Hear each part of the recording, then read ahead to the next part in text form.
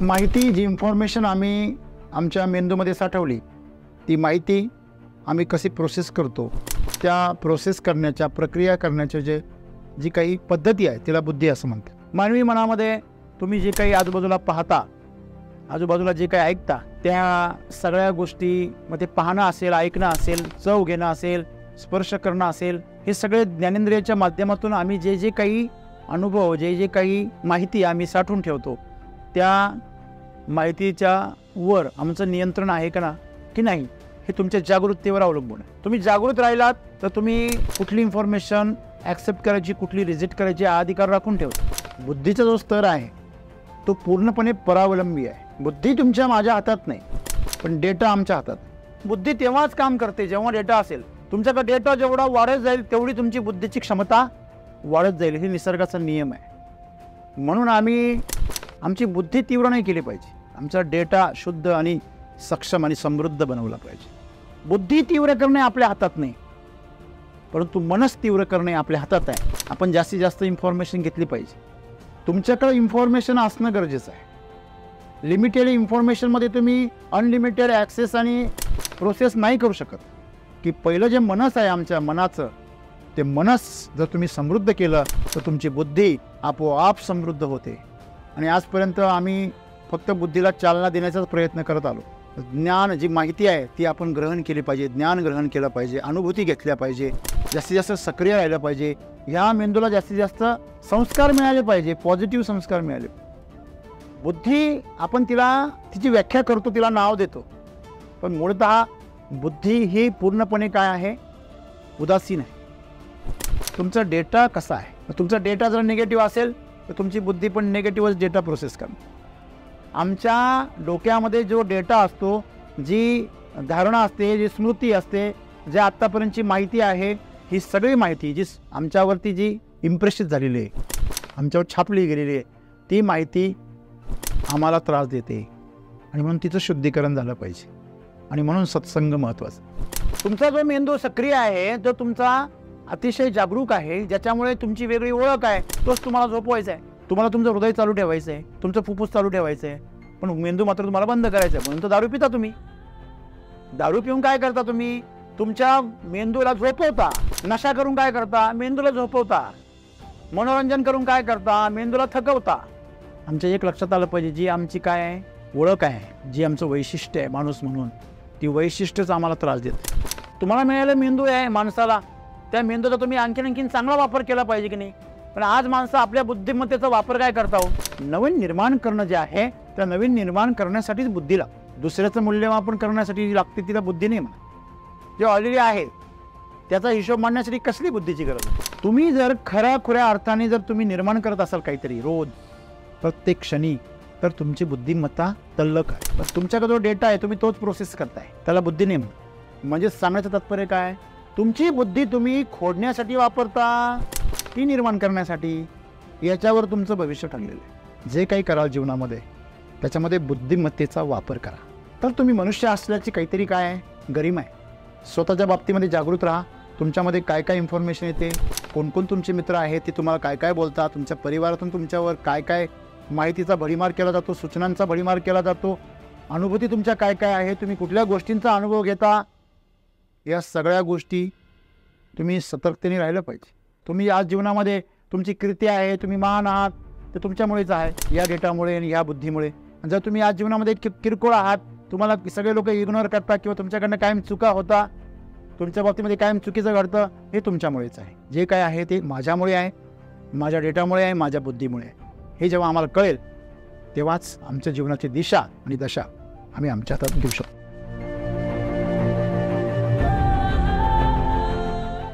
मित्र हो, टॅलेंट म्हणजे बुद्धिमत्ता. आपण सगळीकडे बघतो की बुद्धिमान माणसांचा नेहमी आदर केला जातो, सत्कार केला जातो आणि त्यांच्या बुद्धिमत्तेच्या जोरावर या समाजामध्ये विकासाचा मार्ग शोधला जातो.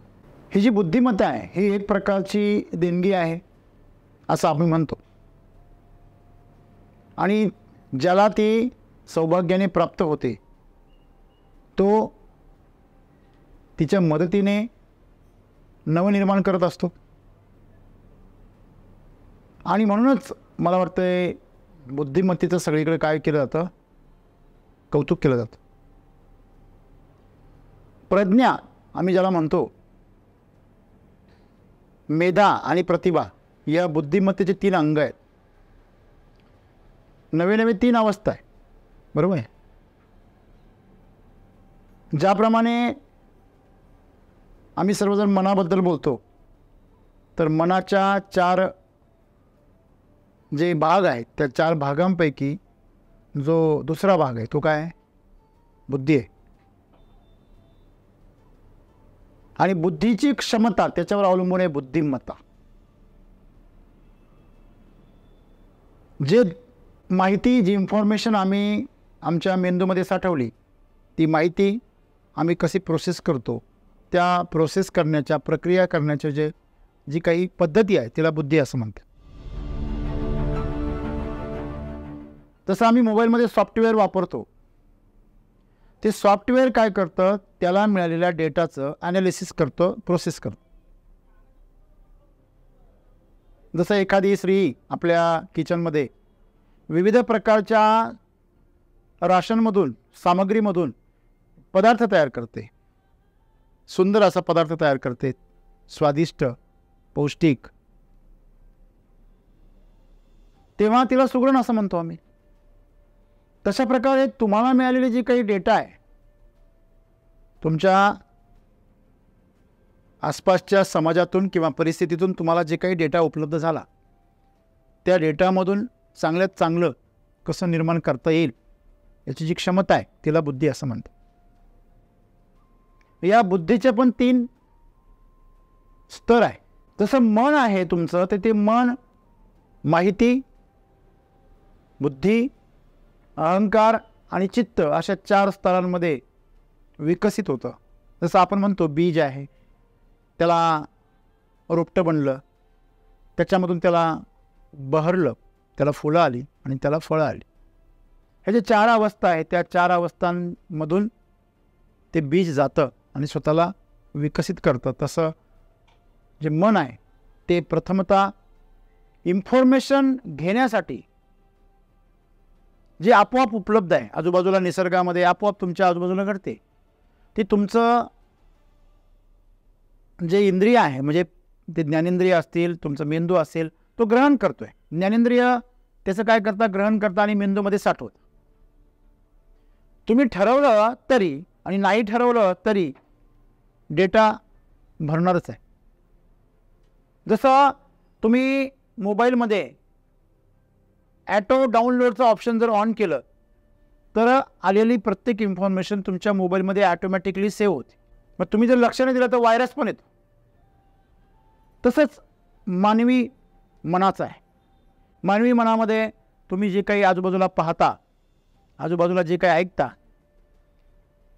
त्या सगळ्या गोष्टी, मग ते पाहणं असेल, ऐकणं असेल, चव घेणं असेल, स्पर्श करणं असेल, हे सगळे ज्ञानेंद्रियाच्या माध्यमातून आम्ही जे जे काही अनुभव, जे जे काही माहिती आम्ही साठवून ठेवतो, त्या माहितीच्या वर आमचं नियंत्रण आहे का ना की नाही, हे तुमच्या जागृततेवर अवलंबून आहे. तुम्ही जागृत राहिलात तर तुम्ही कुठली इन्फॉर्मेशन ॲक्सेप्ट करायची, कुठली रिजेक्ट करायची हा अधिकार राखून ठेवता. आणि तुम्ही जर जागृत नाही राहिलात तर ती इन्फॉर्मेशन तुमच्या स्मृतीमध्ये स्थिर राहते, ती छापली जाते. आपण जसं म्हणतो की महात्मा गांधींची ती जी 3 माकडं आहेत, बुरा मत देखो, बुरा मत सुनो, बुरा मत बोलो. बोलो प्रोसेस आहे, पण सुनो आणि देखो हे मात्र प्रक्रिया आहे. ती प्रक्रिया प्राकृतिक आहे, निसर्गता आहे. पण बोलण्याची प्रक्रिया ही तुमच्याकडून केली जाते जाणीवपूर्वक. मग जेव्हा प्रक्रिया जाणीवपूर्वक केली जाते तेव्हा त्या प्रक्रियेचं संपूर्ण नियंत्रण तुमच्या हातात. परंतु जेव्हा प्रक्रिया नैसर्गिक असते तेव्हा तुम्हाला जागरूक राहावं लागतं. माणसं बोलताना सुद्धा बऱ्याच वेळा काय बोलता हे त्यांनाच कळत नाही, तेव्हा ऐकताना ते सावध कधी राहणार. बघताना सावध कधी राहा. बुरा मत सुनो, बुरा मत देखो. असं का म्हटलं ते? कारण याचे संस्कार तुमच्या अंतःकरणामध्ये, तुमच्या मनामध्ये, बुद्धीमध्ये ते छापले जातात. आणि तुम्ही जर त्याच्या बाबतीमध्ये उदासीन राहिलात तर ते तुमच्यावरती छापले जाणार आहे. लक्षामध्ये. आणि मग तुम्हाला काय छापायचं आहे किंवा काय तुम्हाला थांबवायचं आहे हे सर्वस्वी तुमच्या हातात आहे, जर तुम्ही जागृत असाल तर. वॉचमन जर झोपलेला असेल तर आओ जाओ घर तुम्हाला. मग असंच आमच्या मनाच्या बाबतीमध्ये होतं. आमच्या मनामध्ये आमची बुद्धी कशा प्रकारे काम केली पाहिजे. मला सांगा, एखाद्या गिरणीमध्ये तुम्ही किडकं धान्य टाकलं तर खाली पीठ कसं येणार आहे? किडकंच येणार आहे, किडींचा भोगा येणार आहे खाली. तुम्ही जर धान्य शुद्ध टाकलं तर खाली पीठ पण शुद्ध येणार आहे. बुद्धी म्हणजे फक्त काय? गिरणी आहे, ती प्रोसेस करणारी आहे. हे आम्ही समजून घेतलं पाहिजे. बुद्धी स्वतः एक ॲप आहे, एक सॉफ्टवेअर आहे. त्याच्यामध्ये तुम्ही काय प्रोसेस करता ती सगळी इन्फॉर्मेशन आहे. मग ती इन्फॉर्मेशनवरती तुमचं नियंत्रण जर असलं तर प्रोसेस काय करायचं ह्याच्यावर 100% तुमचं नियंत्रण येतं. आणि म्हणून संत महात्मे असतील किंवा महात्मा गांधी असतील, ते त्यांनी काय म्हटलं की तुम्ही लक्ष ठेवा, सावध राहा, तुम्ही काय ऐकताय. मग तुम्हाला सांगितलं मी, मला जर कधी भांडण करण्याची वेळ आजपर्यंत कधी आली असेल आणि मला राग आला असेल तर मला पटकन म्हणण्यापेक्षा आजपर्यंत तोंडामध्ये माझ्या शिवी येत नाही. आणि माझे काही मित्र आहेत म्हणजे बालपणीचे, ते एका वाक्यामध्ये एक शिवी जरी नाही दिली तर त्यांना ते जमत बोलतच नाही त्यांना. म्हणजे त्यांनी जे काही ऐकलं, ज्यांच्या सहवासामध्ये ते राहिले, तेच जे काही इन्फॉर्मेशन आहे त्यांच्या मेंदूमध्ये असल्यामुळं ते प्रोसेस पण तेच होतं. कचरा तुम्ही साचवला की कचरा प्रोसेस होणार. तुम्ही नेगेटिव्ह गोष्टी साचून ठेवल्या की नेगेटिव्ह प्रोसेस होणार. दुसरा पर्याय नाही. आणि म्हणून बुद्धीचा जो स्तर आहे तो पूर्णपणे परावलंबी आहे. बुद्धी तुमच्या माझ्या हातात नाही, पण डेटा आमच्या हातात आहे. कुकर काय शिजवणार आहे किंवा मिक्सर काय ग्राइंड करणार आहे हे आमच्या हातात नाही, कसं करणार आहे काय, पण ते टाकणं आमच्या हातात. तसं ह्या पंचज्ञानेंद्रियाद्वारे तुमच्यामध्ये कुठली इन्फॉर्मेशन जाते ह्याच्यावर तुम्ही काय नेहमी सावध राहिलं पाहिजे, ज्याला सेन्सर असं म्हणतात. तुम्ही सेन्सिबल असाल तर तुम्ही सेन्स कराल, नाही तर तुम्ही नॉनसेन्स वागाल. नॉनसेन्स माणसं कधी वागतात? जेव्हा त्यांचे सेन्स काम करत नाही तेव्हा ते नॉनसेन्स वागतात, खोडचरपणे वागतात, वेड्यासारखे, मूर्खासारखे. त्यांची आपण म्हणतो याची बुद्धी नाठी आहे, याला बुद्धी आहे का नाही? प्रश्न बुद्धीचा नाहीच आहे. आज जर तुमच्यामध्ये कोणाची बुद्धी जर तेजपणे काम करत नसेल किंवा वेगाने काम करत नसेल तर तुम्ही समजून घ्यायचं त्याच्याकडे डेटाच नाही आहे.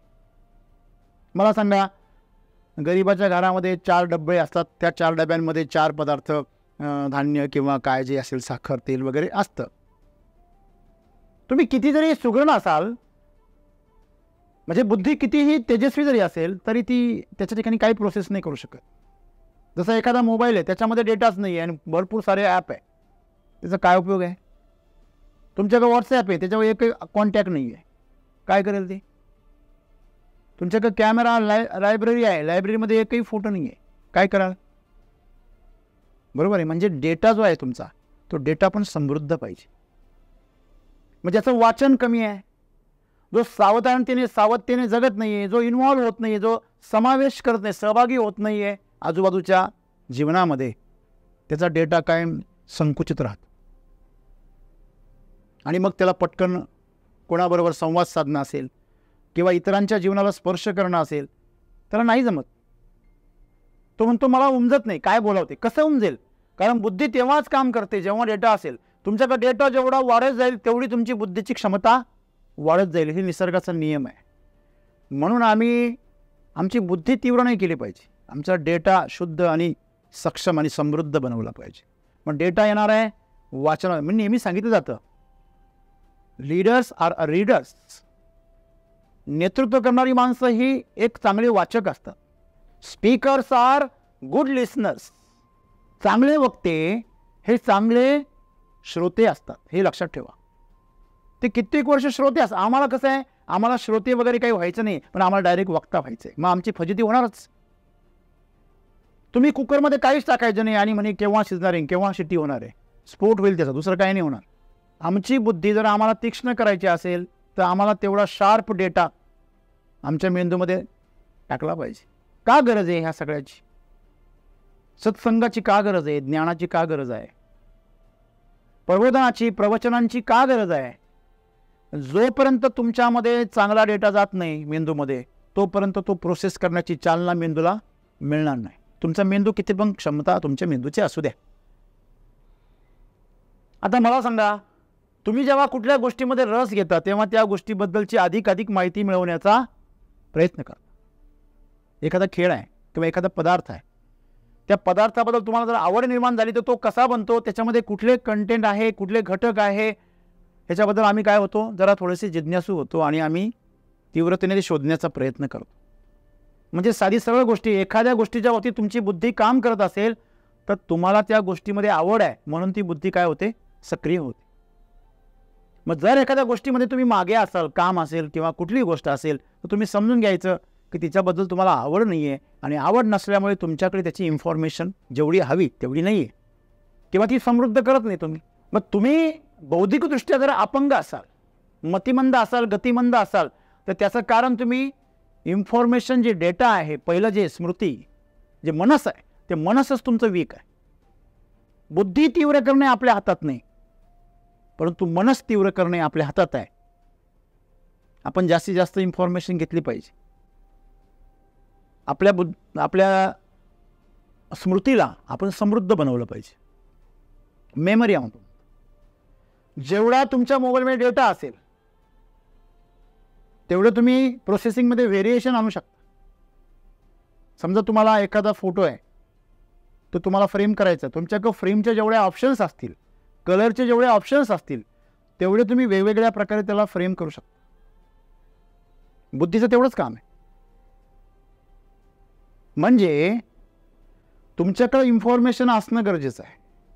लिमिटेड इन्फॉर्मेशनमध्ये तुम्ही अनलिमिटेड ॲक्सेस आणि प्रोसेस नाही करू शकत. म्हणून सद्गुरूंचं जे आज वचन आहे ते फक्त आध्यात्मिक स्तरावर नाही, तर एक सांसारिक स्तरावर सुद्धा आम्ही समजून घेतलं पाहिजे की पहिलं जे मनस आहे आमच्या मनाचं, ते मनस जर तुम्ही समृद्ध केलं तर तुमची बुद्धी आपोआप समृद्ध होते. आणि आजपर्यंत आम्ही फक्त बुद्धीला चालना देण्याचाच प्रयत्न करत आलो. आम्ही जास्त प्रश्नांचा भडीमार करतो, परीक्षांचा भडीमार करतो, परंतु आम्ही माहितीच्या बाबतीमध्ये सजग नाही करत कोणाला. आणि माहितीच्या बाबतीत आम्हाला खूप कंटाळा आहे. मुलांना अभ्यास करायला काय येतो, कंटाळा येतो. क्लास अटेंड करायला काय येतो, कंटाळा येतो. कुठलीही माहिती घ्या म्हटलं, तुमच्या आवडीच्या पलीकडची माहिती असेल तर तुम्हाला कंटाळा येतो. नेमकी ज्या गोष्टीचं तुम्हाला काय पाहिजे, वानवळा आला पाहिजे, तुम्हाला त्याचाच कंटाळा आहे. बरोबर आहे. मग तुम्हाला ज्या गोष्टीची आवड पाहिजे ती म्हणजे ज्ञान, जी माहिती आहे ती आपण ग्रहण केली पाहिजे, ज्ञान ग्रहण केलं पाहिजे, अनुभूती घेतल्या पाहिजे, जास्तीत जास्त सक्रिय राहिलं पाहिजे. ह्या मेंदूला जास्तीत जास्त संस्कार मिळाले पाहिजे, पॉझिटिव्ह संस्कार मिळाले पाहिजे, इम्प्रेशन्स मिळाले पाहिजे. आणि ते तुम्हाला सक्रिय राहिल्याशिवाय मिळणार नाही. निष्क्रिय माणसाकडं फारशी नॉलेज नसतं. म्हणून स्वतः सक्रिय राहणं म्हणजे आपण आपल्या जीवनामध्ये स्मृती, बुद्धी, अहंकार आणि चित्त या दिशेने एक एक पाऊल पुढे जाऊ शकतं. एखादं बीच राहतंय किंवा रोपटंच राहतंय, ते मोठंच होत नाही आहे. याचा अर्थ त्याचं पोषण त्या स्तरावर काय झालं, संपलं. आज आम्ही आमच्या बुद्धीच्या बाबतीमध्ये ज्या व्याख्या करतो, एखाद्याची बुद्धी जी आहे ती नेगेटिव्ह असते, एखाद्याची बुद्धी पॉझिटिव्ह असते, असं म्हणणं चुकीचं आहे. बरोबर आहे. आपण असं म्हणू शकतो की समजा हा मिक्सर फार गोड आहे, हा मिक्सर तिखट आहे, असं म्हणू शकतो का? नाही. त्याच्यामुळे तुम्ही मिरची दळली तर तिखट होणार, त्याच्यामुळे तुम्ही जर गूळ दळला तर गोड होणार. मिक्सर म्हणजे तो फक्त बुद्धी आहे. बुद्धी आपण तिची व्याख्या करतो, तिला नाव देतो, पण मूळतः बुद्धी ही पूर्णपणे काय आहे, उदासीन आहे. तुमचा डेटा कसा आहे? तुमचा डेटा जर निगेटिव्ह असेल तर तुमची बुद्धी पण निगेटिव्हच डेटा प्रोसेस करणार. तुमचं डोकं जसं काम करतं, तुम्ही कुठली गोष्ट सांगा, ते जर पहिलं नाही म्हणत असेल, त्याच्यामधले दोष शोधत असेल, त्याच्यामधल्या उणिवा शोधत असेल, त्याला टाळण्याचा प्रयत्न करत असेल, तर तुम्ही समजून घ्यायचं की तुमचा डेटाच तसा आहे. एखाद्या मोबाईलमध्ये तुम्ही सगळे सॅड सॉन्ग डाउनलोड करून ठेवले, तर तिथला प्लेयर जर चालू केला तुम्ही, तर हॅपी सॉन्ग वाजेल का? चुकून तरी वाजेल का? का नाही वाजणार? सगळे डाउनलोड काय करून ठेवले? डेटा सगळा सॅड सॉन्गचा. तुम्हाला गरज पडली तरी हॅपी सॉन्ग त्याच्यामध्ये सापडणार नाही. मग तुम्ही म्हणले नाही, त्या सॅड सॉन्गपासून एक हॅपी सॉन्ग बनलं पाहिजे. अरे बाबा, ते बी रडकच बनेल, काय सांगू तुला. म्हणजे काही माणसं आनंदाच्या क्षणी सुद्धा असे तोंड टाकलेलं असतं त्यांचं, त्यांना हसायला काय मजाक आहे. ते सगळे दात दाखवूनच असतात, मग तू फक्त दातच दाखवणार का? नाही, माझे थोडेसे वाकडे तिकडे आहे ना, म्हणून मी नाही दाखवत. अरे लोक दात नाही बघत, तुझा आनंद बघता बाबा. हे कधी कळणार आम्हाला? म्हणजे आमच्या डोक्यामध्ये जो डेटा असतो, जी धारणा असते, जी स्मृती असते, जे आत्तापर्यंतची माहिती आहे, ही सगळी माहिती जी आमच्यावरती जी इम्प्रेसित झालेली आहे, आमच्यावर छापली गेलेली आहे, ती माहिती आम्हाला त्रास देते. आणि म्हणून तिचं शुद्धीकरण झालं पाहिजे. आणि म्हणून सत्संग महत्त्वाचा आहे. नेगेटिव्ह तर तुम्हाला गोळा करायची सवयच आहे, पण पॉझिटिव्ह तुम्हाला जबरदस्तीनं दिलं जात, त्याला संस्कार असं म्हणतात. शिस्तीनं दिलं जात आणि तिथून आपलं मन काय करतं? धाव घेतं. कारण साधी गोष्ट आहे, तुमचं मन जर नेगेटिव्ह असेल, तुमचा डेटा निगेटिव्ह, तुमची बुद्धी निगेटिव्ह असेल, तर तुमचा अहंकार सुद्धा कसा होणार? निगेटिव्ह होणार. आणि तुम्ही स्वतःला वाचवण्याचा प्रयत्न अहंकार करणारच. तुम्ही निगेटिव्ह असले तरी, तुम्ही पॉझिटिव्ह असले तरी, तुमची स्वतःची काही ओळख असू द्या, तुम्ही ती ओळख वाचवण्याचा प्रयत्न करणार. दारुड्याला माहिती आहे मी दारुडे आहे, तरी पण तो दारुड्याचं समर्थनच करणार. चोराला माहिती आहे मी चोर आहे, पण तो चोरीचं समर्थनच करणार. तर त्याचा अहंकार तसा बनतो. कसं झालं तुम्हाला? आणि म्हणून सर्व खेळ जो आहे तो कशाचा आहे? स्मृतीचा आहे. तुमच्याकडे काय इन्फॉर्मेशन आहे, काय संस्कार आहे, काय अनुभव आहे, आणि त्याच दिशेने तुम्ही प्रवास करता. माणसाला जे आवडतं, माणूस त्याच दिशेने पळतो. त्याच प्रकारची माणसं त्याच प्रकारच्या वृत्तींमध्ये राहतो, त्याच प्रकारचं वातावरण आजूबाजूला तयार करतो किंवा तशा प्रकारचं वातावरण शोधतो. त्याच्यात ताकद असेल, शक्ती असेल, तर तो निर्माण करतो आजूबाजूला तसं वातावरण. पॉझिटिव्ह असेल, निगेटिव्ह असेल, कसे असेल. किंवा तो जर शक्तिशाली नसेल, तर तो अशा वातावरणाचा शोध घेतो, अशा सवंगड्यांचा, अशा साथीदारांचा, आणि अशा ठिकाणी जाऊन थांबतो. कुठलाही गुन्हेगारी प्रवृत्तीचा माणूस पॉश एरियामध्ये जाऊन राहू शकत नाही. कुठलाही गुंडगिरी करणारा माणूस एखाद्या आध्यात्मिक गल्लीला जाऊन राहणार नाही. तो आपल्यासारखंच परिसर काय करतो? शोधतो. आपल्यासारखंच सहवास शोधतो. ही वृत्ती आहे माणसाच्या अहंकाराची. कारण तो स्वतःचा बचाव करण्याचा प्रयत्न करतो. त्याला हे माहिती नाही हे योग्य आहे की अयोग्य आहे. जेव्हा त्याच्या आयुष्यामध्ये मोठं संकट येईल, तेव्हाच त्याला धक्का बसतो की अरे, मी आता पण जे आयुष्य जगत होते ते चुकीचं आहे. जोपर्यंत चोर पकडला जात नाही, तोपर्यंत तो स्वतःला चोर मानतच नाही. बोल. जोपर्यंत गुन्हेगाराची गुन्हा पकडला जात नाही, तोपर्यंत स्वतःला गुन्हेगार मानतच नाही. राजकारणी तर फार भयंकर असतात, ते पकडली गेली तरी मानत नाही. त्यांचा अहंकार एवढा मोठा असतो की ते यंत्रणेमध्ये बदल घडवून आणतात, परंतु स्वतःची चूक कधीच मान्य करत नाही. म्हणून तर ते राजकारणी असतात. ती तुमची जी बुद्धिमत्ता आहे, ती बुद्धिमत्ताची खरी ओळख काय? बघा, या सृष्टीमध्ये पण बुद्धिमत्ता आहे. तुम्ही असं कधी पाहिलं का? तुम्ही टोमॅटोचं बी लावलं आणि त्याला वांगे आले. हॅलो, गाईला कधी वाघाचं पिल्लू जन्माला आलं असं कधी पाहिलं का? तुम्ही केळ खाल्लं आणि तुमचा रंग पिवळा झाला असं कधी झालं का? म्हणजे प्रकृतीची जी मेमरी आहे, ती मेमरी फिक्स आहे, आणि त्या मेमरीतून तिची बुद्धिमत्ता आहे ती फिक्स आहे, ती स्थिर आहे. आणि त्या बुद्धिमत्तेच्या द्वारे प्रकृती सतत काय करत असते? नवीन निर्माण करत असते. जे निर्माण झालं त्याचं पोषण करत असते. जे पोषण झालं त्याचं पोषण पूर्ण झालं त्याचा नाश करत असते. परत त्या नाशातून परत नवीन निर्माण करत असते. हे चक्र सातत्याने चालू आहे. आम्ही त्या शक्तींना ब्रह्मा, विष्णू, महेश असं पण म्हणतो, बरोबर आहे. आता सांगण्याचं तात्पर्य काय की जसं ह्या ब्रह्मांडामध्ये पूर्ण ऊर्जा आहे, परमात्मा म्हणतो आम्ही त्याला, काय नाही की नाही, काय शक्ती म्हणतो, ईश्वर म्हणतो, त्याचा एक अंश आमच्यामध्ये आहे, राईट. या प्रकृतीचा पंचमहाभूतांचा अंश आमच्यामध्ये आहे. तसं या ब्रह्मांडाच्या बुद्धिमत्तेचा अंश पण आमच्यामध्ये आहे, ज्याला आम्ही टॅलेंट म्हणतो, बुद्धी म्हणतो. मग आता प्रश्न असा आहे की मानवाच्या बाबतीला गोष्ट जरा वेगळी आहे आणि प्राण्यांच्या बाबतीमध्ये गोष्ट वेगळी. प्राण्यांमध्ये सगळ्या प्रकारचे सॉफ्टवेअर फिक्स आहे. प्रकृतीनं घालून दिलेले जे काही इन्स्टॉलेशन सॉफ्टवेअर आहे ते त्याचप्रमाणे काम करतं, कारण त्याच्याकडे मनच नाही आहे का? नाही. त्याच्यामुळे त्याच्याकडे बुद्धी आहे. कशावर बुद्धी आहे? वाघ कधी गवत खायला जात नाही, व चला आज शिकार नाही, काही नाही, थोडे 2-4 लाकडं खाऊया असं कधी म्हणत नाही. तो म्हणतो हां, माणसाची गोष्ट वेगळी आहे.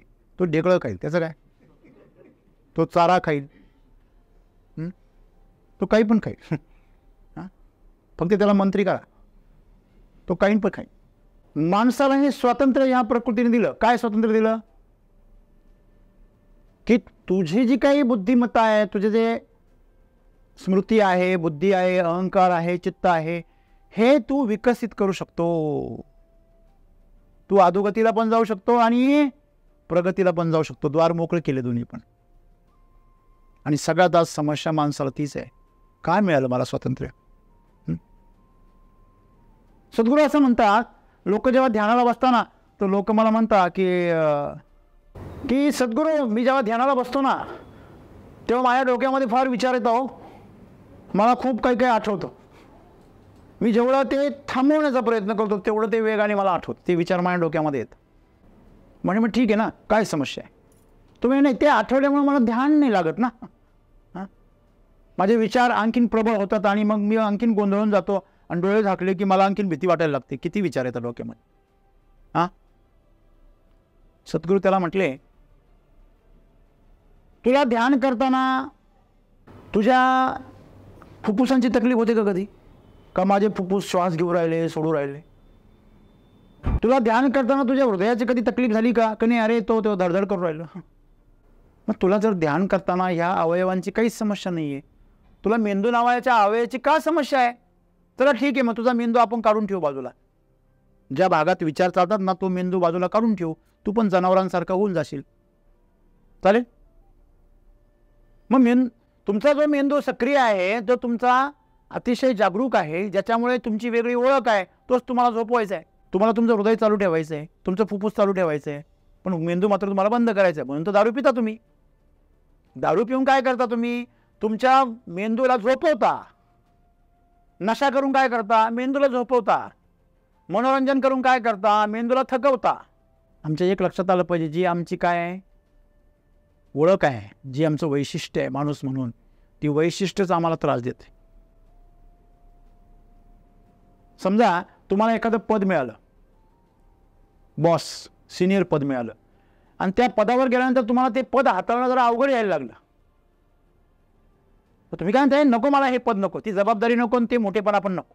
तुम्हाला एखादं साधन मिळालं, पायी चालले आहात तुम्ही, आणि तुम्हाला कोणीतरी साधन दिलं, तुम्ही या साधनाचा वापर करा, आणि ते तुम्हाला कंट्रोल होत नाही, तुम्ही ॲक्सिडेंट करता पुन्हा पुन्हा पुन्हा. तसं मेंदूच आहे. तुम्हाला मेंदू मिळाला, तुम्हाला हँडल करता येत नाही, तुम्हाला तो हाताळता येत नाही, त्याचा कसा वापर करावा. तुम्ही त्याचा चांगला वापर करायच्या ऐवजी तुमच्याकडनं चुकाच होतात. म्हणजे तुम्ही माणूस म्हणून जन्माला आलात ना, तर प्रकृतीचा अपमान करता आहात. ज्यांनी तुम्हाला जन्माला घातलं, जेव्हा एखादी आईवडील आपल्या मुलांना शाळेमध्ये घालतात, चला त्याला MBBSला टाकलं, त्याला वकील करायला लावलं, इंजिनियर करायला लावलं, स्वतः मात्र भरपूर मेहनत करता, रक्त आटवता, हाडाची काळे करता, आणि यांना मात्र शिक्षणासाठी सर्व संधी देतात, आणि हे तिकडे गेल्यावरती डेटिंगला फिरता, इकडे तिकडे टाइमपास करता. मला सांगा, तुम्हाला मिळालेली जी संधी आहे, साधन आहे, त्याच्या माध्यमातून तुम्ही तुमचं जीवन काय केलं पाहिजे? समृद्ध केलं पाहिजे. बरोबर आहे? मग तुम्हाला मिळालेला मेंदू आहे माणसाला, त्या मेंदूचा तुम्ही आणखीन चांगला वापर केला पाहिजे की नाही? पण आज माणसं आपल्या बुद्धिमत्तेचा वापर काय करता हो? जास्तीत जास्त लोक आपल्या बुद्धीचा वापर काय करतात? दुसऱ्याला डॉमिनेट करणे, दुसऱ्याला खोडणे. दुसऱ्याचे मुद्दे खोडण्यासाठी लोक जेवढी मेहनत घेतात तेवढा स्वतःचा मुद्दा निर्माण करण्यासाठी नाही घेतं का? दुसऱ्याने जर काही निर्माण केलं त्याला नावं ठेवण्यासाठी जेवढी बुद्धी खर्च करता तेवढं स्वतः काही निर्माण करण्यासाठी नाही करत. आता बघा, तुम्ही ती कहाणी ऐकली असेल, छोटीशी फार सुंदर घटना आहे. एका प्रदर्शनामध्ये एका विख्यात अशा चित्रकाराने चित्र काढलं आणि त्याचं खूप मोठं नाव होतं. त्यांनी शेवटचं चित्र काढलं आणि त्याच्यानंतर तो चित्र काढणार नव्हता. तर त्याने ते भर चौकामध्ये मांडलं एका शहरामध्ये आणि त्याच्या खाली एक नोटबुक ठेवली आणि लिहिलं तिथे की तुम्हाला या चित्रामध्ये कोणते दोष दिसता ते तुम्ही सांगा. मित्रांनो 100 वया भरल्या, प्रत्येकाने येऊन तिथे काय त्यातले दोष काढले. 8 दिवस झाल्यानंतर त्या चित्रकाराने पुन्हा दुसरी नोट लिहिली. कृपया हे चित्र आणखी सुंदर करण्यासाठी तुमच्या सूचना द्या. एकही सूचना आली नाही. लोक ती चित्र तेच, सगळं तेच. जेव्हा निर्माण करण्याची वेळ आली कोणाची बुद्धी चाले ना, आणि जेव्हा दोष द्यायची, नावं ठेवायची वेळ आली तेव्हा प्रत्येकाची बुद्धी चालते. म्हणून असं म्हणतात, दोष द्यायला नावं ठेवायला अक्कल लागत नाही, नाव निर्माण करायला अक्कल लागते.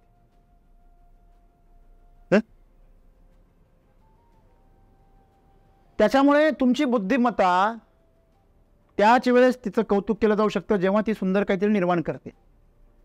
ज्या माणसांची बुद्धिमत्ता खोडण्यासाठी, नावं ठेवण्यासाठी, दोष देण्यासाठी वापरली जाते, तुलना करण्यासाठी वापरली जाते, अशा माणसांची बुद्धिमत्ता नाही आहे, ती विकृती आहे. तिला टॅलेंट नाही म्हणत. नाश करण्यासाठी अक्कल नाही लागत, निर्माण करण्यासाठी अक्कल लागते. लक्षात ठेवा. भले तुम्ही जे निर्माण केलंय ते तोडकं मोडकं का असे ना, लहान मुलं जेव्हा चित्र काढतं ना तेव्हा ते घोड्याचा हत्ती करून टाकतं, हां, गुलाबाच्या फुलाचं कमळ करून टाकतं, करतं ना. पण तरी पण ते कसं वाटतं? सुंदरच वाटतं, कारण त्याची निर्मिती आहे. जेव्हा तुम्ही स्वतः पहिल्यांदा स्वयंपाक केला असेल आणि पोळी करण्याचा प्रयत्न केला असेल तेव्हा तुम्ही कोणत्या जिल्ह्याचा किंवा देशाचा नकाशा काढला तुम्हालाच माहिती, पण तरी पण तो तुम्हाला प्रिय आहे. तुम्ही म्हणता, अरे त्याचा आकार काय पाहतो, चव घेऊन तर पहा. हां, तुझ्या पोटामध्ये गेल्यावर काय नकाशा राहणार आहे का? आणि गोल गोल खाल्यावरती काय ती तसंच गोल राहणार आहे का मध्ये? म्हणजे आम्ही समर्थन करतो त्याचं. का? नवीन निर्माण करणं जे आहे त्या नवीन निर्माण करण्यासाठीच बुद्धी लागते.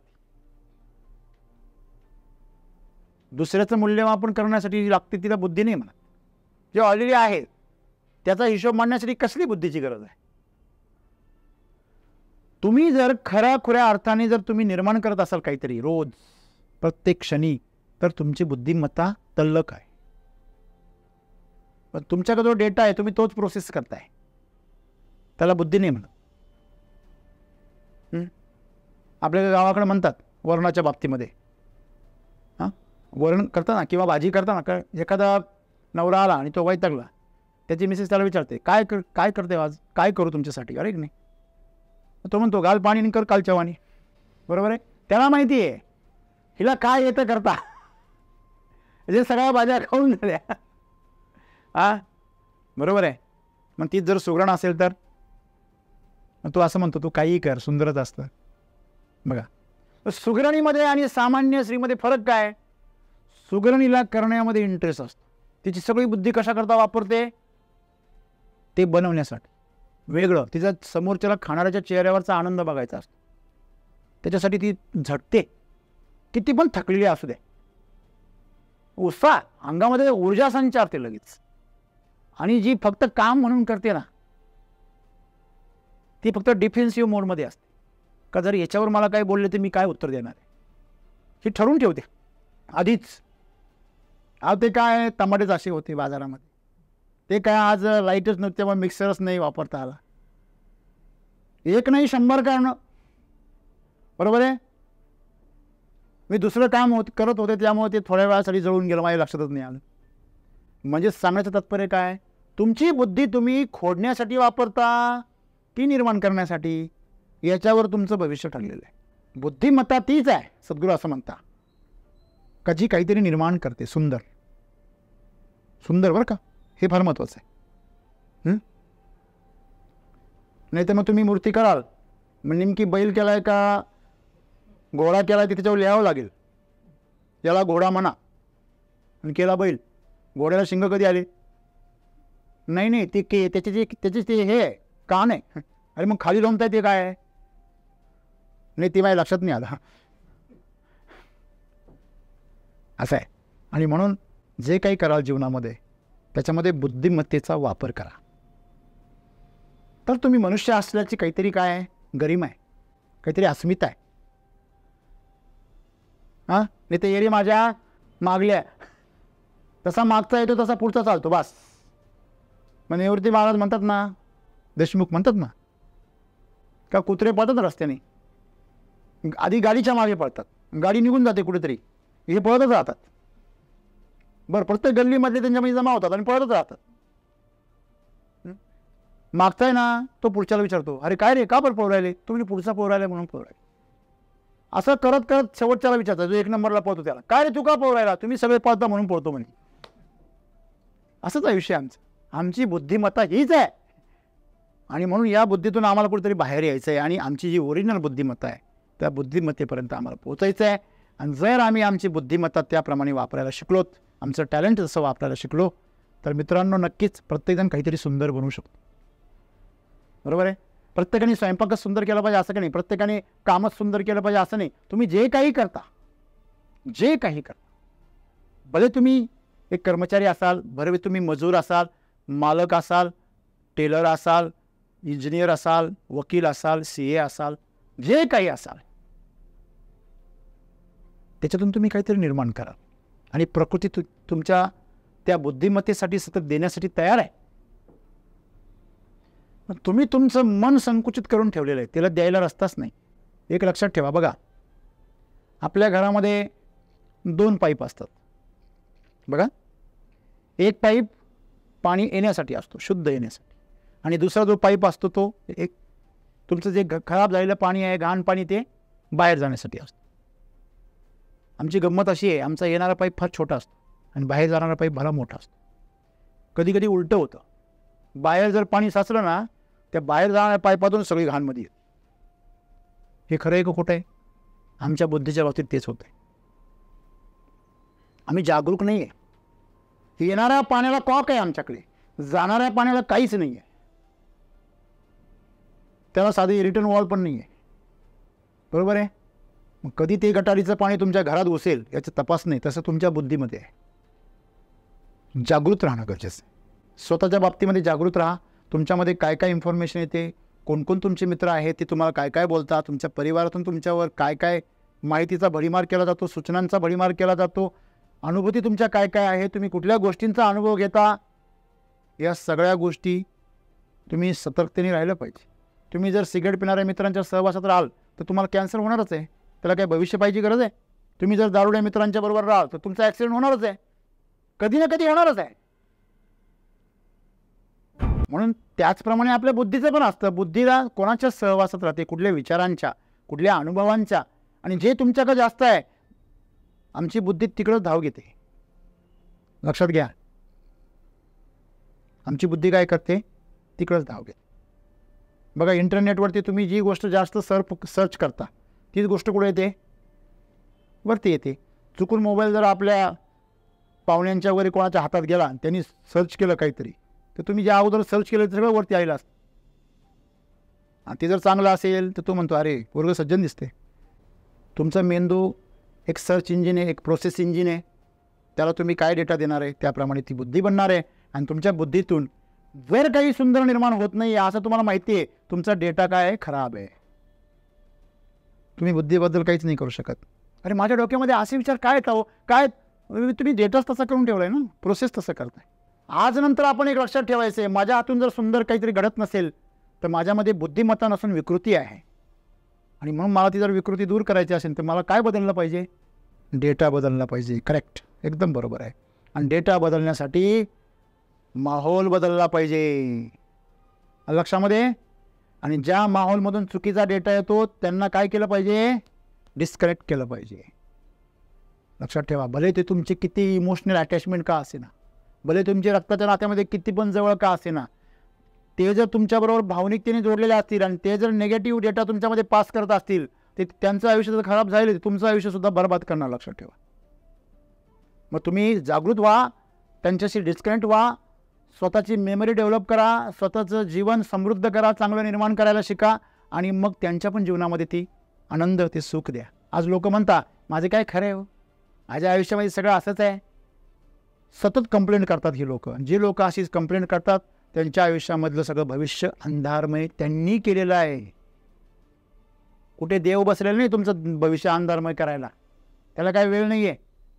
हां, तुम्ही करताय, जे काही करताय ते तुम्ही करताय. तुम्ही आज जीवनामध्ये तुमची कीर्ती आहे, तुम्ही महान आहात, ते तुमच्यामुळेच आहे, या डेटामुळे आणि या बुद्धीमुळे. जर तुम्ही आज जीवनामध्ये किरकोळ आहात, तुम्हाला सगळे लोक इग्नोर करतात किंवा तुमच्याकडनं कायम चुका होता, तुमच्या बाबतीमध्ये कायम चुकीचं घडतं, हे तुमच्यामुळेच आहे. जे काय आहे ते माझ्यामुळे आहे, माझ्या डेटामुळे आहे, माझ्या बुद्धीमुळे आहे. हे जेव्हा आम्हाला कळेल तेव्हाच आमच्या जीवनाची दिशा आणि दशा आम्ही आमच्या हातात घेऊ शकतो.